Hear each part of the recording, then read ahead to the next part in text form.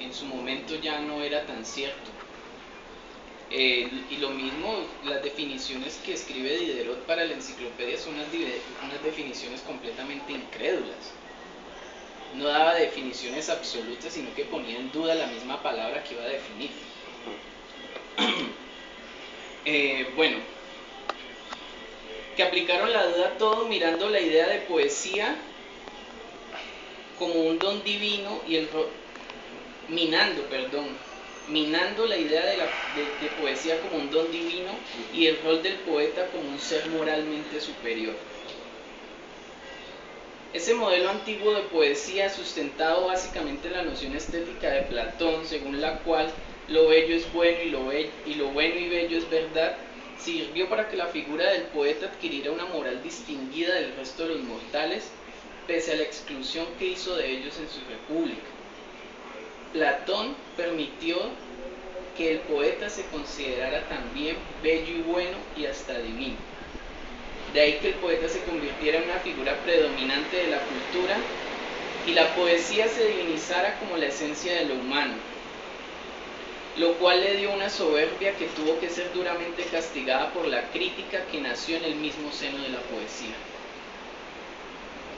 Esa misma razón que abrió rumbo para que la crítica fuera derrumbando la idea solemne y religiosa en torno al arte, por la misma época en el plano social impuso la duda sobre la validez del Estado monárquico, de que el reino era enviado por Dios, de que todos éramos iguales, y entonces ya había aparecido Rousseau con el contrato social. Este germen de mentalidad crítica fue el que aterrizó la noción estética de lo bello y bueno, y el idealismo con que los románticos empezaron su proyecto, por lo tanto terminó en un gran fracaso. Recordemos que el mismo Hegel junto a Schelling y Hölderlin en sus años de estudiantes en Tubinga habían esbozado un programa de gobierno de la humanidad según los ideales de la poesía y el arte. Y aquí cito una parte de ese esbozo que ellos realizaron y pues que hace parte de la obra de Hölderlin, pero que en realidad fue redactado por los tres. ¿Sí? Dice: la poesía recibe de este modo una más alta dignidad, vuelve a ser al final lo que era al principio, maestra de la humanidad, pues ya no hay filosofía, ya no hay historia, solo la poesía sobrevivirá a todas las demás ciencias y artes. Esto era el alto idealismo de los románticos al principio. ¿Sí? Hölderlin inició su peregrinaje poético desde un franco idealismo estético y finalizó en una desesperada constatación mortal: el Dios se ha ido. Con esto comprendió que su deber no era cantar la belleza del mundo, no era comunicar las verdades veladas de los dioses a los hombres, como se mantenía en el ideal griego del poeta. Sí, que el poeta, de ahí pues la idea, todas las ideas acerca de la inspiración, de la musa, pues me imagino que para los griegos era demasiado vanidoso que un poeta dijera que eso había, que esa belleza que le está comunicando venía de su propia inspiración. Entonces, y luego no fue la musa, sino que fue la Virgen, ¿no? La Arcipreste dedica su libro a la Virgen María, que fue la que le inspiró las verdades del libro del amor. En fin, y otros, los que no creían ya en santos, pero seguían creyendo en algo, se inventaron la idea del inconsciente. Bueno, el Dios se ha ido. Con esto comprendió que su deber era cantar ya no la divinidad, sino cantar el fin de la divinidad. La suya es una poesía de la muerte de la poesía en el mundo. Con él, por un lado, iniciaba el largo requiem de la poesía, y por el otro aparecía Hegel, que habría de diseccionar el cadáver y plasmar la nueva estética del arte que ha muerto. Después de toda la historia, por fin los poetas comprobaban que su arte era tan mortal como ellos y que ahora debían ser nuevamente humanos. Pero mientras esta realidad era asimilada, vino entonces, hubo que esperar el largo velatorio que desde el siglo XIX se ha dilatado hasta hoy. Una noche fúnebre donde cada poeta a su modo ha pasado por el féretro y hecho guardia de honor mientras canta su elegía. Pero la muerte, por el contrario, se celebró como una fiesta donde el humor y la ironía se dirigieron y donde la crítica se adueñó del rito, no para elogiar al muerto, sino para decirle sus errores y para diagnosticar de qué murió y cómo.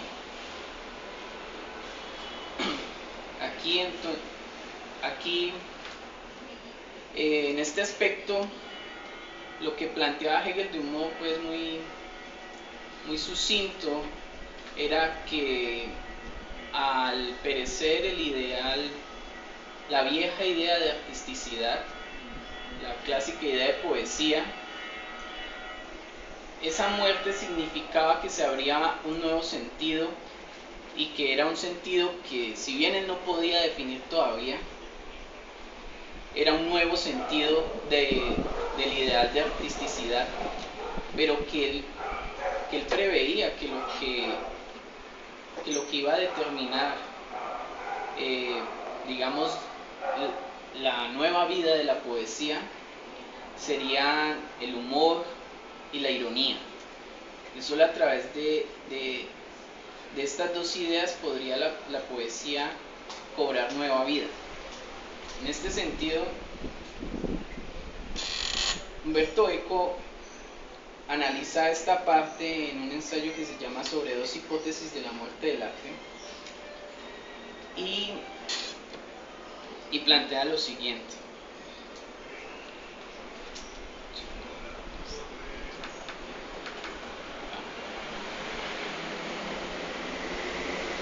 Dice: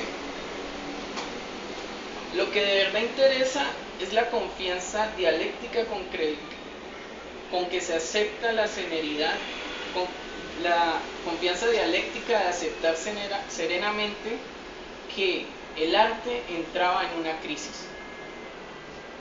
¿Sí? Una noción de arte que hasta la época de Hegel se consideraba como la única posible, que era la idea divina del arte, la idea del arte como un ideal superior a cualquier otro, y confianza que hoy, dice Eco, debería ser la nuestra, aunque el panorama parezca dudoso e inseguro. Sí, allí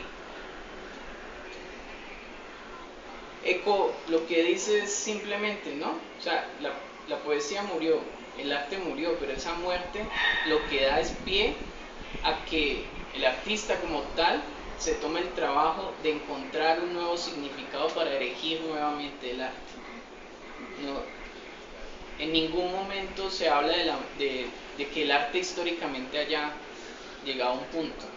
No, una idea como tal murió, se agotó hasta el romanticismo cuando los románticos intentaron imponer nuevamente el ideal griego, pero notaron pues que no fue posible. No quiere decir que la literatura y la poesía romántica haya sido un fracaso, por el contrario, la misma idea de que en esa poesía se plasme esa lucha por imponer nuevamente un ideal en una sociedad que ya no lo tolera, hace de esa literatura una de las literaturas más emocionantes que se han escrito, porque tiene como una esencia agónica de las últimas fuerzas que está dando un arte por mantenerse. Eugene Ionesco decía que lo mejor que le puede pasar al arte es que muera, porque cada vez que muere renace con más fuerza. ¿Sí? Sí, pero que no se podía negar la idea de que muriera, porque eso lo que implicaba era que el arte entonces llegaba a un punto de decadencia, de establecerse en unos ideales que, puesto que ya habían sido llevados a su culminación en obras, culturas, etc., de ahí en adelante lo que iban a comenzar es a convertirse en una suerte de lujo o de ornamento de una cultura que lo tiene simplemente porque no puede avanzar y crear algo nuevo. Es la decadencia.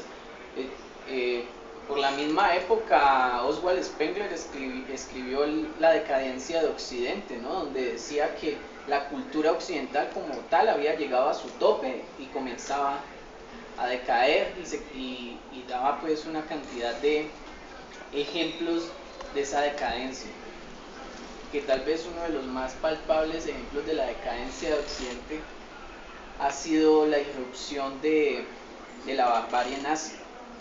¿Sí? Un ideal que nació, que se fundamentó fue en la cultura. El nazismo no nació de un invento de seres ordinarios o de seres sin intelecto, ¿no? El nazismo nació de personajes absolutamente cultos que sustentaron una forma de barbarie en la cultura que ellos querían imponer. Para Spengler eso es una muestra de decadencia. ¿Sí? El hecho que la cultura busque imponerse por vías que no le son estrictamente las propias. Es decir, supongamos una cultura de verdad en su apogeo se impone a otra, pero es a través del arte, no se impone a través de la barbarie, de la guerra. ¿Sí? Carpentier se burlaba mucho de eso, ¿no? Porque pues mucha gente se dejaba descrestar porque los nazis eran la cultura alemana en su tope, ¿sí? Que tenían grandes poetas, grandes músicos, grandes filósofos, y Carpentier decía, pero ¿por qué se dejan sorprender de esto? Si Alemania no es más que la cultura más atrasada de Occidente. ¿Y cómo es posible? Él dice, sí, lo que es que cuando llegó Alemania al siglo XIX y el siglo XX, con su arte, se les está olvidando que antes había pasado el Renacimiento con la cultura italiana que había llegado a su tope, y que antes del Renacimiento que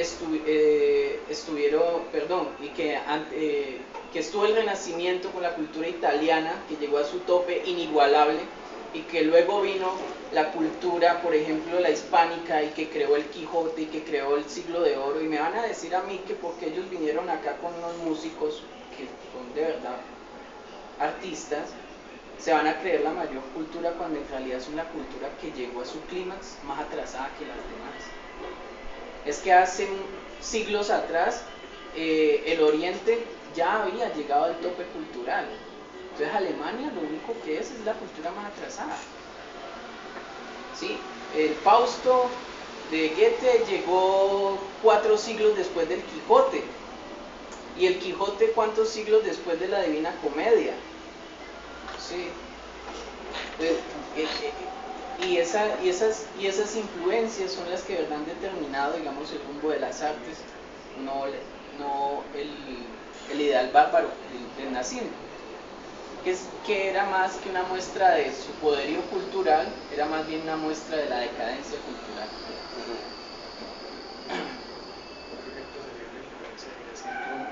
Claro, Roma. Roma conquista Grecia, pero no lo anula culturalmente, sino que edifica su cultura a partir de la cultura griega. Fue el portavoz de la cultura griega en toda Europa. Exacto. No, y era una influencia tan profunda que los hombres cultos escribían en griego. Sí, despreciaban el latín, que lo veían como una lengua inferior. Sí, es así. Sinceramente es así. Entonces es más, escritores y filósofos los hacen. Exacto. Ir de Grecia a que Luciano de Samosata, que es como, para mí personalmente es uno de los autores latinos que más me gusta. El hombre, los textos se conservan en griego. Y él decía, no, yo escribo en griego porque el griego es una lengua bella, el latín es una lengua horrible. Y de alguna forma tendrían toda la posibilidad de no darle importancia, porque señalabas vos, de que la cultura no se impone por otros medios que no sea el arte mismo. ¿Por qué los romanos se asombraron con el espíritu griego? Porque vieron que su arte era algo que sobrepasaba lo que ellos, como una nación que estaba iniciando, podía brindar. ¿Cuál es la mejor alternativa? Llevémonos a todos los griegos artistas y radiquémoslos acá, y que estos berracos nos edifiquen. Claro, ya con el tiempo ahora hay elementos concretos para poder distinguir un poeta latino de un griego, distinguir una escultura romana de una escultura griega, Sí, claro, Seneca, Virgilio, etc. etcétera. Hay un largo etcétera, pero fundamentalmente el espíritu, la cultura griega se impuso por la vía derrotada. Los griegos estaban derrotados, estaban sometidos, pero los romanos lo seguían viendo en términos culturales como una civilización por encima de El ellos. soporte cultural que ellos les faltaba. Una bella derrota. Sí. De hecho, Séneca estudió la persona que le permitía a Séneca estudiar en su biblioteca privada. Era una biblioteca que era un botín de guerra de una invasión a una ciudad griega. Y es curioso pensar en Séneca, todo un moralista que tiene unos principios increíbles del buen proceder, se haya educado en una biblioteca que para ser obtenida tuvo que ser arrasada toda una familia. Y eso ¿Sabía que era hispano? Sí, claro. Era cordobés. Sí, y cuando estuvo fracasado en Roma regresó porque despreciaba el bullicio romano.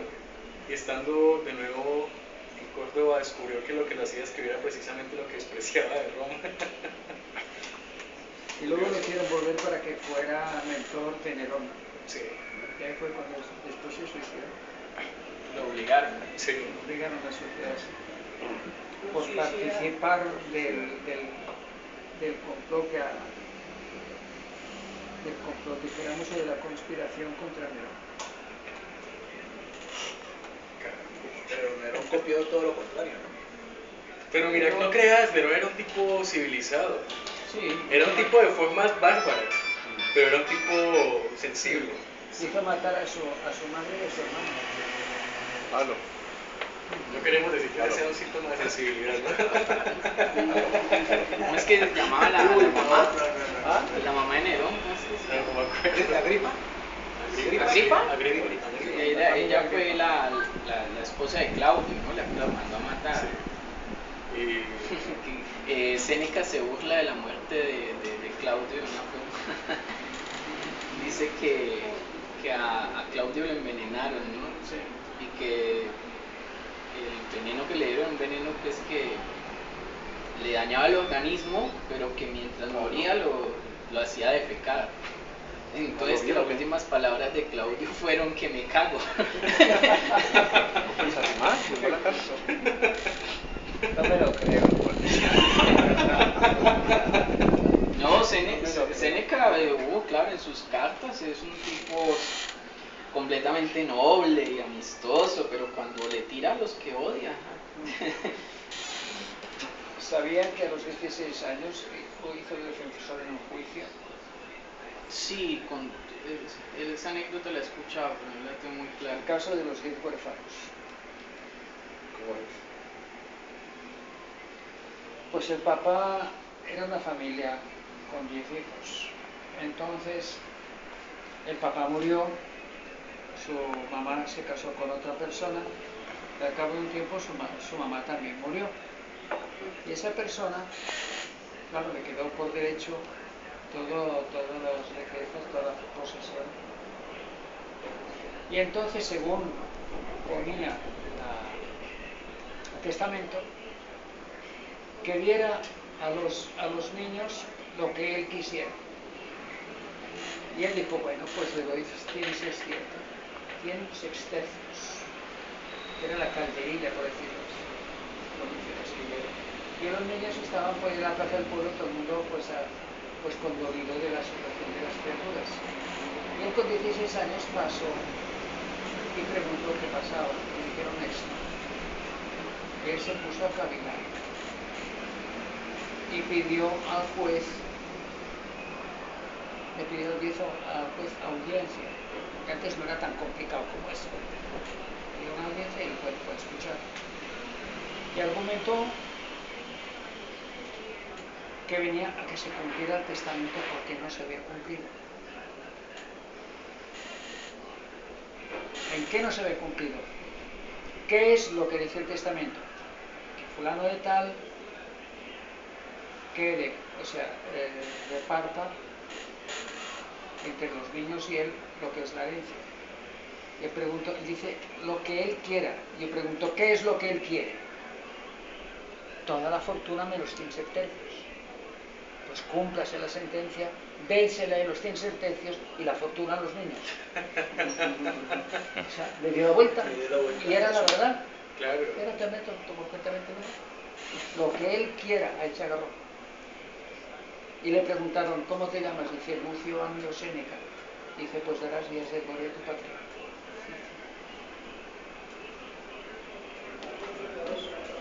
Séneca lo considero mi psiquiatra de cabecera. Sí. En momentos en que he estado en crisis muy profundas, ustedes saben que toda crisis psiquiátrica o psíquica radica en las emociones. Las emociones se desestabilizan, así como se desestabilizan las capas tectónicas del planeta y ocurren los temblores, maremotos, etc. Asimismo funciona en uno. Cuando las emociones se desestabilizan, se contraponen unas a otras, ahí viene la crisis psiquiátrica, ahí viene el rompimiento de la realidad psicológica. Pues en esos momentos de crisis que he tenido, cada vez que he leído el maestro Séneca, que escribe generalmente muy corto, escribe sentencias, esas palabras me han llegado al alma de una manera tan terapéutica como la mejor de las terapias, como el mejor de los medicamentos.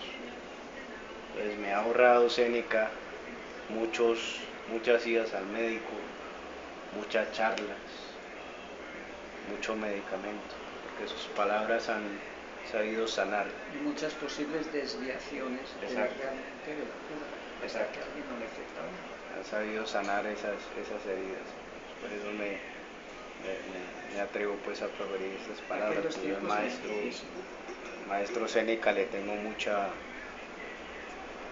aprecio. Sí, fue famoso y célebre y respetado en toda Roma. Un gran todo sabio. El territorio romano, sí. Un gran sabio, era un gran sabio. De una pluma impecable. Y en el mundo árabe igualmente. Así es. En el mundo árabe ha habido grandísimos intelectuales y poetas. Abderramán III, por ejemplo, fue uno de ellos. Averroes. Fue el mejor, se considera que hubo el mejor rey que hubo en España en muchos siglos. Abderramán III. Pacificó, juntó, hizo que todas las culturas que había se unieran en paz y que fructificaran. Fue el primer ejemplo de convivencia de judíos, cristianos y árabes en todas las ciudades españolas, hispanas en ese tiempo. Consiguió lo que no se ha conseguido ahora. O sea, un milagro, se puede decir. Porque además estaban en conflicto con los supuestos cristianos, las huestes cristianas que venían por la zona del norte, y sobre todo por Francia. O sea que, aún así, con esa presión, lo hizo. Ese Carlos III para mí han sido los únicos reyes que vale la pena nombrar en toda la historia de nuestro país. De verdad. Presidente ninguno. Sí, Sí. ¿Sí? Compartimos eso en común. El único presidente que ha habido honorable, bajo mi punto de vista y de mucha gente, fue el que abrió la democracia, por decirlo así, en mi país, don Adolfo Suárez. Fue una persona que, proviniendo del sistema franquista, tuvo el valor de, más o menos, un ejemplo parecido al de Santos, de salirse de todo eso y convocar a la fuerza de la Iglesia, a la fuerza del Parlamento, de las Cortes Españolas, él y el rey como nombrado para dar legalidad al tema y formar, dijéramos, las bases y la primera constitución que hubo después. Y fue lo único que sacó, con toda la amenaza que había de golpe de Estado, de golpe militar, porque la había muy fuerte, de seguidores de Franco, generales muy poderosos que todavía estaban ahí, o sea, ejército, o que estaban fuera del ejército pero con muchísima influencia. hubo ejemplos de intento de golpe de Estado señalados. Dos. Entonces ese señor, bajo toda esa presión, hizo lo mismo que Abderramán. Legalizó el Partido Comunista. Dice, ¿cómo se atreve usted, presidente de la República? Prefiero tenerlos de frente que a la espalda.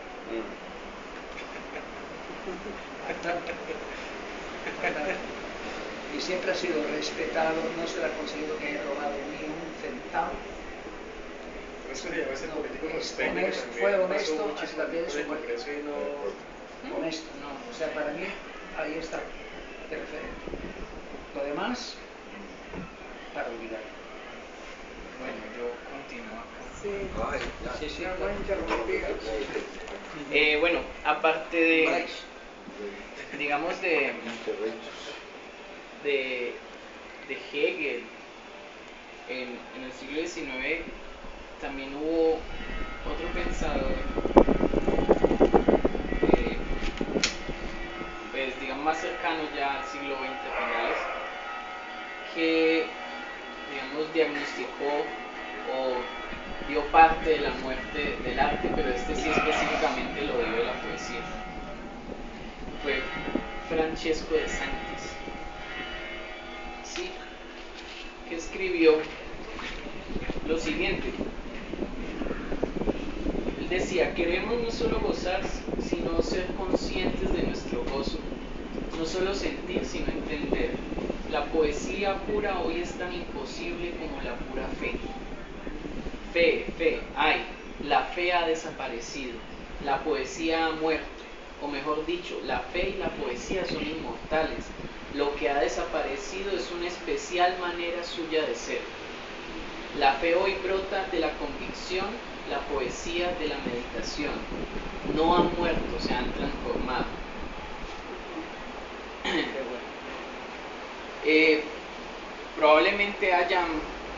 Probablemente no, lo más seguro es que haya muchos otros que se hayan dado la tarea pues, de determinar esto, de la muerte de la poesía.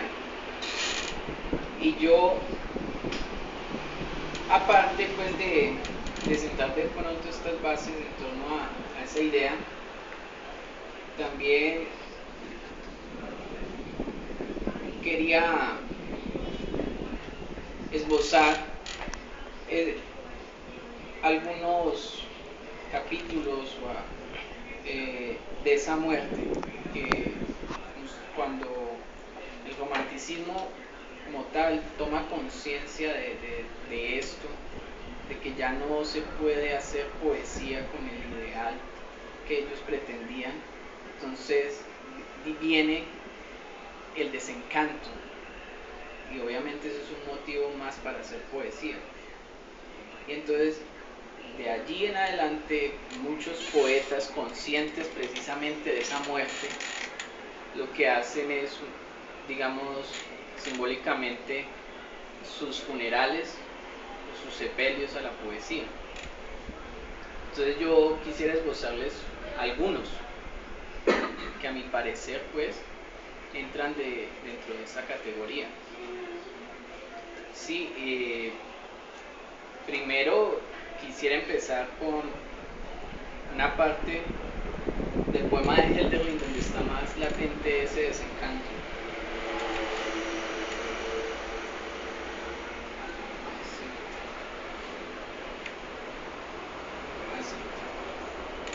Que se llama Patmos. ¿Cómo? El poema se llama Patmos, como la isla, donde el evangelista pues redactó. ¿De cuánto las revelaciones del Apocalipsis? Sí, entonces aquí dice Hölderlin, y quiero, bueno, que perciban como esa suerte ya de desesperanza que hay en torno al arte y a la poesía, que Hölderlin lo veía pues obviamente reflejado en el mundo griego. Hölderlin quiso restituir las deidades griegas pues en su poesía, como lo dice en el Hiperión. Entonces aquí Dice, el Dios está cercano y es difícil captarlo, pero donde hay peligro crece lo que nos salva. En las tinieblas viven las águilas e intrépidos caminan los hijos de los Alpes cruzando los abismos sobre los leves puentes. Y en torno se amontonan las montañas del tiempo y los amantes viven cercanos pero languidecen sobre los montes distanciados. Danos agua inocente, oh, danos alas para ir más allá y con el corazón más fiel poder volver. Así decía yo cuando me arrebató súbito, inesperado, más lejos de lo que jamás pensé, sacándome de casa un genio extraño. Bajo la luz crepuscular yacían mientras iba los arroyos nostálgicos y los bosques umbríos de mi patria.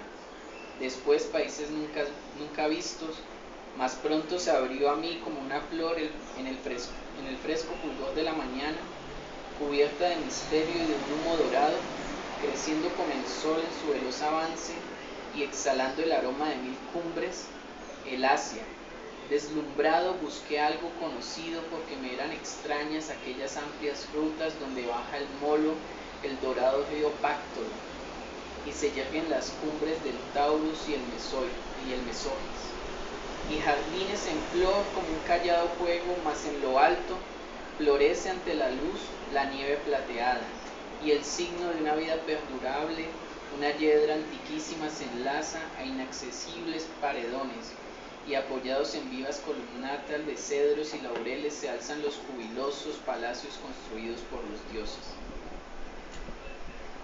Sí, esta es pues una parte del poema. Por ejemplo, este otro fragmento.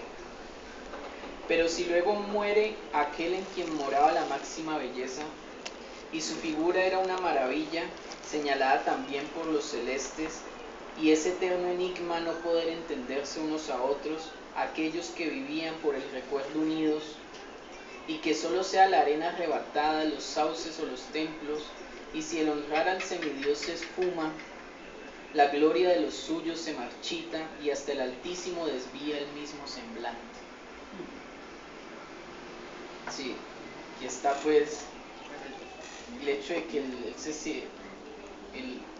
hecho de que el poeta ya no puede descifrar lo que los dioses dicen, el hecho del ver que siente que es como si los dioses ya le dieran la espalda, no solo a los hombres, a la humanidad, ¿no? Este es, digamos, el que abre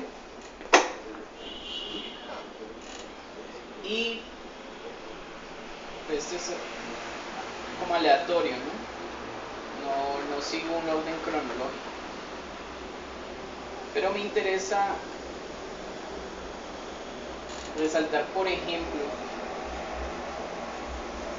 que aunque toda la historia, pues, los poetas han denigrado en cierto modo de su oficio, siempre se hacía como una sátira, como una burla a ciertos poetas, pero casi nunca, solo después del siglo XIX, el denigrar del poeta se convirtió en una autodenigración y casi en una suerte de lamento por su condición, por el que el poeta, digamos, había quedado sin su razón de ser. Y les tengo este poema de Bertolt Brecht que se llama Canto de los poetas líricos, cuando en el primer tercio del siglo XX no se pagaba ya nada por las poesías. Van a ver el desencanto aquí. Esto que vais a leer está en verso. Lo digo porque acaso no sabéis ya lo que es un verso ni un poeta. En verdad no os portasteis muy bien con nosotros. ¿No habéis notado nada? ¿Nada tenéis que preguntar? ¿No observasteis que nadie publicaba ya versos? ¿Y sabéis la razón? Os la voy a decir. Antes los versos se leían y pagaban. Nadie paga ya nada por la poesía, por eso hoy se escribe. Por eso hoy no se escribe. Los poetas preguntan, ¿quién la lee? Mas también se preguntan, ¿quién la paga? Si no pagan, no escriben. A tal situación nos habéis reducido. ¿Pero por qué?, se pregunta el poeta. ¿Qué falta he cometido? ¿No hice siempre lo que me exigían los que me pagaban? ¿Acaso no he cumplido mis promesas? Y oigo decir a los que pintan cuadros que ya no se compra ninguno. Y los cuadros también fueron siempre aduladores, hoy yacen en el desván. ¿Qué tenéis contra nosotros? ¿Por qué no queréis pagar? Leemos que os hacéis cada día más ricos. ¿Acaso no os cantamos cuando teníamos el estómago lleno? Todo lo que disfrutabais en la tierra, así lo disfrutabais otra vez, la carne de vuestras mujeres, la melancolía del otoño, el arroyo, sus aguas bajo la luna, y el dulzor de vuestras frutas, el rumor de la hoja al caer, y de nuevo la carne de vuestras mujeres. Y lo invisible sobre vosotros, y hasta el recuerdo del polvo en que os habéis de transformar al final. Pero no es solo esto lo que pagabais gustosos, lo que escribíamos sobre aquellos que no se sientan como vosotros en sillas de oro, también lo pagabais siempre. ¿Cuántas lágrimas enjugamos? ¿Cuántas veces consolamos a quienes vosotros heríais? Mucho hemos trabajado para vosotros, jamás nos negamos, siempre nos sometimos. Lo más que decíamos era, pagadlo. ¿Cuántos crímenes hemos cometido así por vosotros? ¿Cuántos crímenes? Y siempre nos conformábamos con las sobras de vuestra comida. Ay, ante vuestros carros hundidos en sangre. Ante vuestros carros hundidos en sangre y porquería, nosotros siempre uncimos nuestras grandes palabras. A vuestro corral de matanzas le llamamos campo del honor, y hermanos de labios largos a vuestros cañones. En los papeles que pedían impuestos para vosotros, hemos pintado los cuadros más maravillosos. Y declamando nuestros cantos ardientes, siempre os volvieron a pagar los impuestos. Hemos estudiado y mezclado las palabras como drogas, aplicando tan solo las mejores, las más fuertes. Quienes las tomaron de nosotros se las tragaron y se entregaron a vuestras manos como corderos. A vosotros os hemos comparado solo con aquello que os placía, en general con los que fueron también celebrados injustamente por quienes les calificaban de mecenas y tener nada caliente en el estómago. Y furiosamente perseguimos a vuestros enemigos con poesías como puñales. ¿Por qué de pronto dejáis de visitar nuestros mercados? No tardéis tanto en comer, se nos enfrían las sobras. ¿Por qué no nos hacéis más encargos, ni un cuadro, ni una loa siquiera? ¿Es que os creéis agradables tal como sois? Tened cuidado, no podéis prescindir de nosotros. Ojalá supiéramos cómo atraer vuestra mirada hacia nosotros.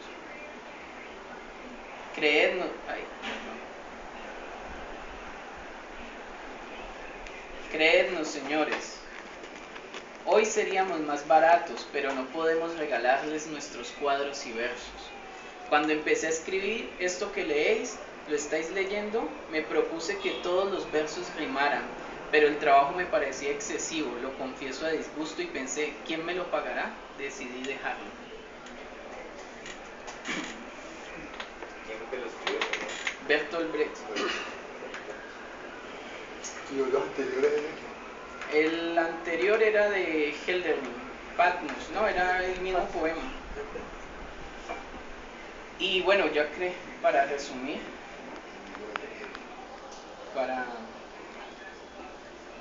en el caso colombiano, desde luego que en Colombia también llegó una generación diferente a las otras, que tuvo desde el principio una perspectiva crítica de la poesía. Sí, eran conscientes de esa muerte de la poesía y del vacío de sentido que dejaba en la realidad. De ahí que esa generación haya tomado el nombre en Colombia de la generación desencantada. Es una generación posterior al nadaísmo, que el nadaísmo, a pesar de que no creía en nada, creían demasiado en sí mismos. En esta generación, los poetas, a mi parecer, más importantes de esta generación son unos declarados ironistas y humoristas que hacen de la poesía precisamente eso a lo que apelaba Hegel, que era a través del humor darle una nueva vida, puesto que ya, digamos, el poeta como tal era consciente de esa muerte de la poesía, tenía que darle vida, pero ¿a través de qué? A través de esa revisión de sus mismos valores, pero en clave irónica. Esos poetas, a mi parecer, son María Mercedes Carranza, Juan Gustavo Cobo Borda, Harold Alvarado Tenorio y Aníbal Arias.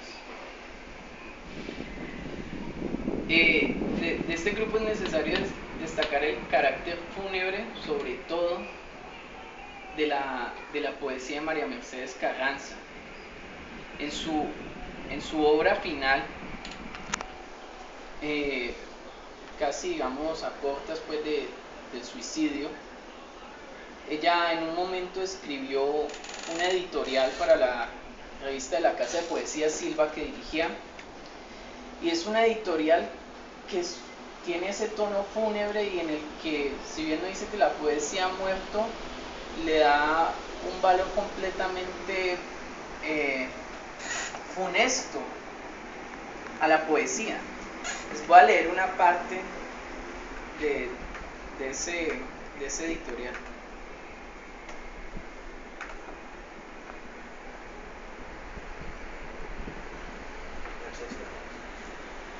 El editorial tiene, pues, para empezar, a ella le secuestraron un hermano, ¿no? Sus amigos más cercanos habían muerto, pues, por la violencia del narcotráfico, entre esos Luis Carlos Galán. Entonces, la editorial se llama Colombia, un no país, y tiene un epígrafe de Quevedo que dice: miré los muros de la patria mía y no hallé cosa en que poner los ojos que no fuese recuerdo de muerte. Y empieza ella: quisiera, al sentarme para escribir estas líneas sobre la intensa actividad de la Casa de Poesía Silva durante el 2001, hablar una vez más del gran poder de la palabra contra el caos y el horror, de la necesidad de reemplazar las balas por palabras, de la poesía como intermediaria entre la impotencia y la realidad, entre el miedo y la realidad, entre el fatalismo y la realidad, de la poesía, en fin, como arma para afirmar e imponer la presencia de la vida y del amor, contra la muerte, la vida. Pero es posible que ante nuestra realidad esas no sean más que palabras vanas, mistificadoras de un día a día cada vez más degradado y degradante, de una cotidianidad que cae en el abismo del terror y la injusticia de una velocidad tan excepcional que nos ha convertido a los colombianos de hoy en testigos de una sucesión de costumbres, acontecimientos y aberraciones que han producido cambios radicales en todos los dominios espirituales y sociales del país. Como creo que en otros lugares del planeta, tales cambios solo han podido verse, si es que se han visto a lo largo de un tiempo muy extenso y de las vivencias de varias generaciones.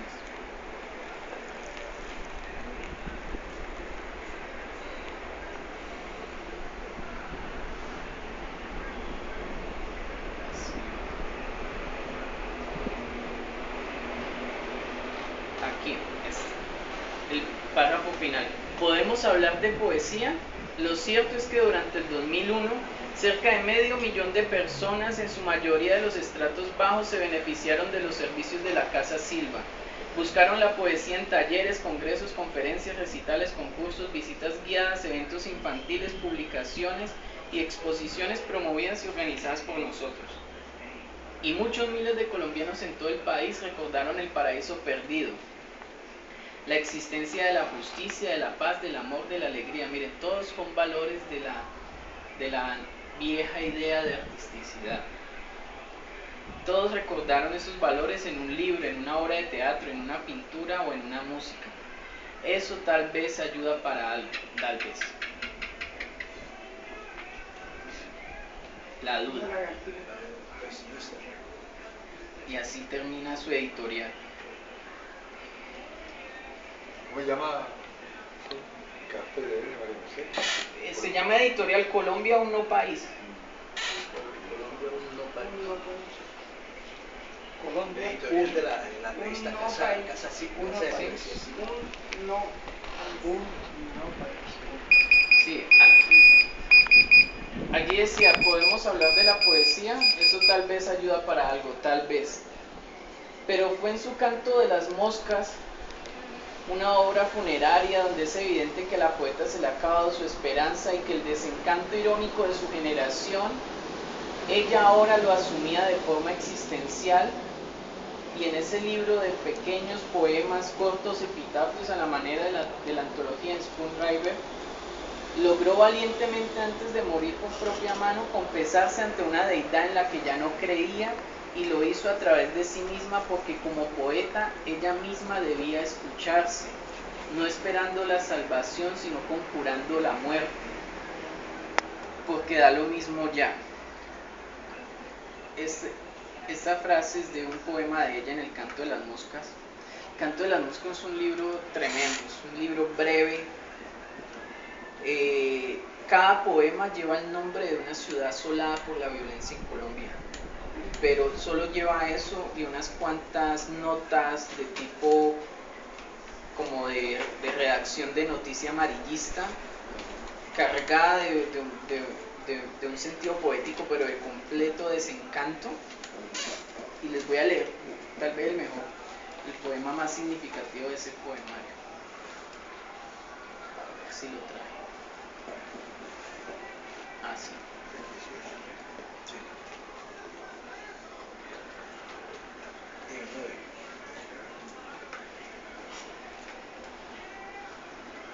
Mire por ejemplo este, Canto 1, Necoclí. Quizás el próximo instante de noche, tarde o mañana en Necoclí se oirá nada más el canto de las moscas.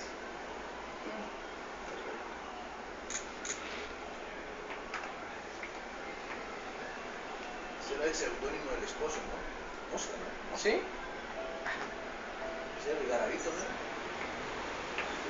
Fue director del magazine de Fernando. Fernando Garavito. ¿Sabe el esposo de él?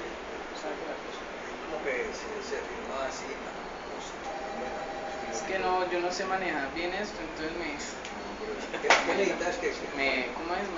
Me embollo.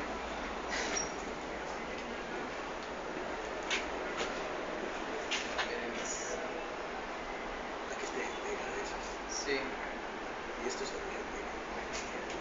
este es el... ¿Pero vos crees que la poesía en Colombia ya murió o solo está en un largo proceso de agonía? Yo creo que no ha revivido. No ha revivido. Agonizó, murió y no resucita. ¿Y no será que al poeta se le agota su carreta, su inspiración? ¿O su, Es que ¿qué era? Como los escritores. También es, ¿sí? Como los escritores, pueden quedarse a la... Puede ser que se le agota la... Miren, este es el canto sí, que a mí me impacta más de este libro. Es el canto 18, se llama Soacha. Un pájaro negro husmea las obras de la vida. Puede ser Dios o el asesino, da lo mismo ya.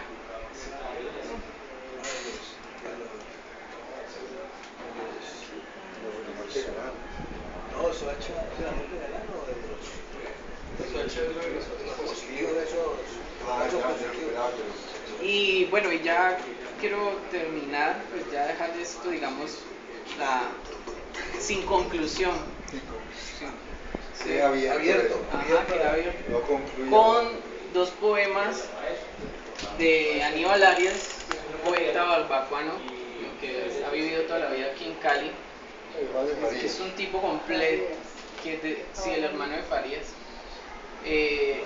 cuya poesía es una poesía completamente desencantada de la misma poesía.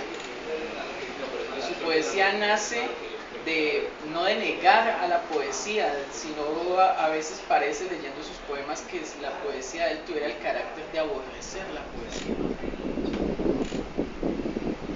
Y eso como tal es un valor completamente, digamos que hace parte de esa idea de la muerte de la poesía. Entonces, dos poemas de él.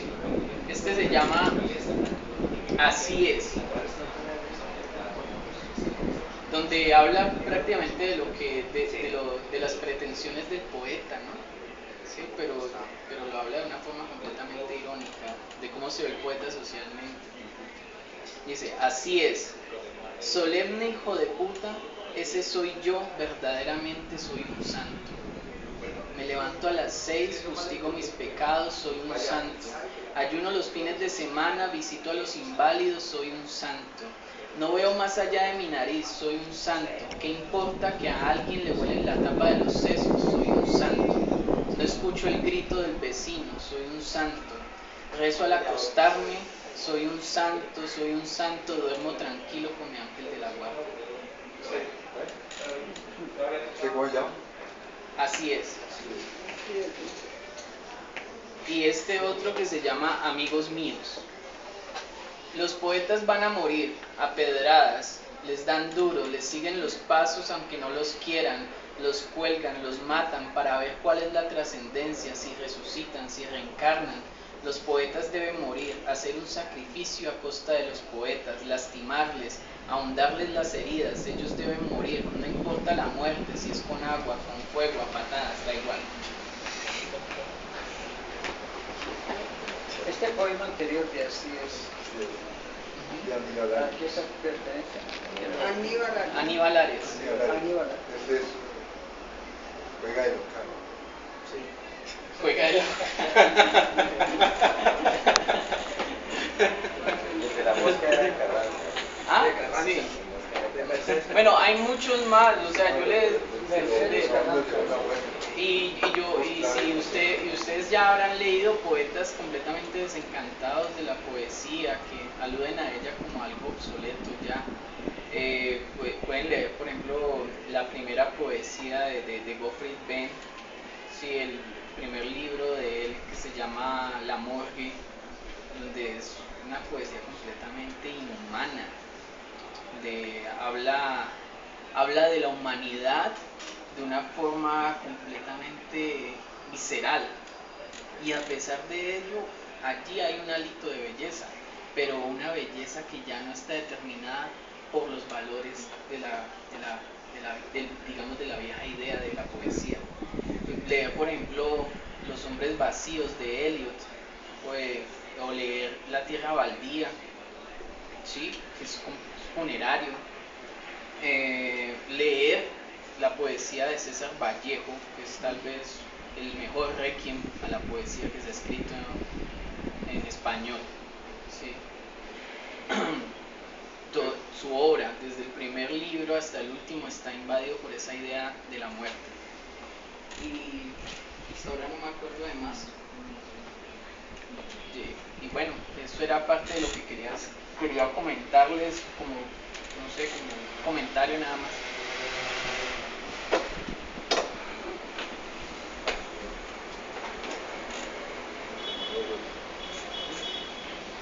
Bien.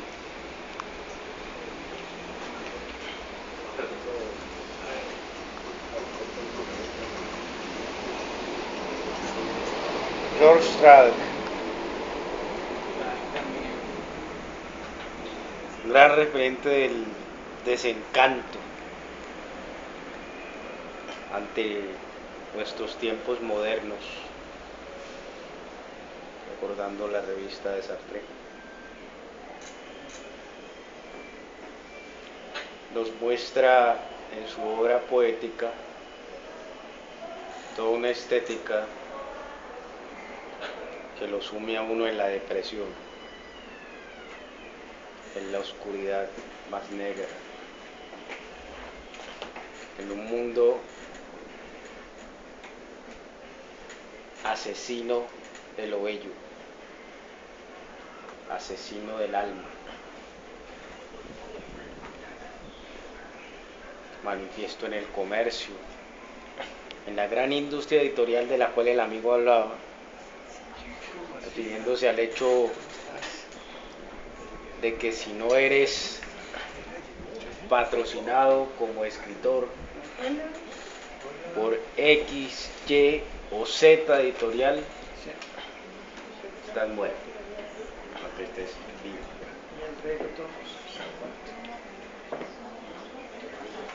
Entonces, efectivamente, se comprende la desazón y el sabor amargo que para estos tiempos trae el ejercicio poético a quienes lo cultivan y a quienes lo aprecian. Sin embargo, Albert Einstein, en su teoría general de la relatividad, dijo: la energía no nace ni se destruye, simplemente se transforma. Igual apreciación podemos hacer del fenómeno poético inserto dentro de la tradición literaria. La poesía no muere, simplemente evoluciona, cambia. De acuerdo a los tiempos, el escritor debe amoldarse a lo que sus tiempos exigen. De hecho, cada escritor habla de su época, porque no puede hablar de otra cosa que no sea de su cotidianidad, y parte desde allí para crear, de su cotidianidad, de lo que él conoce, de su mundo. Tú, por ejemplo, estás radicado en Zarzal, y esos poemas reflejan ese zarzal que ha enraizado en ti como poeta y que te mueve a escribir, que te mueve a seguir creyendo en la poesía, a seguir apostando a ese sueño inútil que es el arte, porque de acuerdo a la mirada de la economía marxista, el arte es una cosa inútil, carece por completo de lugar en este orden social, carece por completo de razón de ser, y eso hace que el poeta sea un ser ridículo, eso hace que el artista sea un absurdo y que el arte en consecuencia sea una total payasada, de la cual muchos se burlan. Y esto quizá porque el poeta o el artista ha perdido el contexto histórico de su tarea, de su labor poética. Decía Omar Ortiz en un conversatorio que tuvimos en el Parque de los Poetas, hablando de la poesía y del lugar de los poetas, que actualmente estamos pasando por un estado un poco oscurantista de la tradición poética en Cali, porque venimos, si vamos a echar una hoja de unas décadas hacia atrás, de una generación de poetas que bien lo decía aquí el compañero Danilo en algún momento, venimos de una generación de poetas que movieron el mundo: Pablo Neruda, Mario Benedetti, etcétera, y estamos actualmente en un momento, puntualmente en Cali, que es nuestra realidad en común, en donde ya los poetas ni suenan ni truenan, y como bien lo observaba el compañero, terminan en las tertulias literarias viéndose los mismos con las mismas. Aquí está el ejemplo patente. Convocamos a X cantidad de público, esperamos a que esto se nos llene y siempre terminamos casi que los mismos. ¿Y por qué? Porque es a los que les interesa. Si nos vamos a lo comercial, uno saca un libro y la pretensión de uno es que el libro se agote lo más rápido posible para que sea rentable el negocio, para que valga la pena la inversión. Pero la realidad cruda es que el libro se vende solamente en la medida en que es necesario a quien lo compra, en la medida en que complace el ego de quien lo adquiere, que generalmente es el amigo, es el vecino, es el conocido el que te lo compra. Y es ese conocido, es ese amigo el que lo valora y le da